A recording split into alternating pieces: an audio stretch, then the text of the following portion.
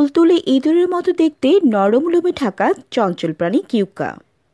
সেটোনিসের একমাত্র সদস্য এই তৃণভোজী প্রাণীটি, প্রধানত নিশাচর প্রজাতির। আকৃতিতে এরা বিড়ালের মতো দেখতে হয়ে থাকে। তাছাড়া নিশাচর এই প্রাণীটির সঙ্গে ক্যাঙ্গারুর বেশ মিল রয়েছে। অস্ট্রেলিয়ার পশ্চিম উপকূলে কিছু ছোট ছোট দ্বীপে এদের বসবাস। কিউকাকে বিশ্বের সবচেয়ে হাসি খুশি প্রাণী বলা হয়ে থাকে। এরা হতে পারে মানুষের হাসি খুশি থাকার অনুপ্রেরণা। শরীরের আকৃতি বা গঠনের জন্য নয়, মুখের আদলের জন্যই বিশ্বে পরিচিত হয়ে উঠেছে কিউকা। হঠাৎ করে কেউ দেখলে মনে হবে প্রাণীটি ফিকফিক করে হাসছে। কিউকার সঙ্গে পর্যটকদের সেলফি সামাজিক যোগাযোগ মাধ্যমেও বেশ সাড়া ফেলেছে এই কারণে। অস্ট্রেলিয়ার রডনেস্ট আইল্যান্ডে এটাই একমাত্র স্থল ও স্তন্যপায়ী প্রাণী।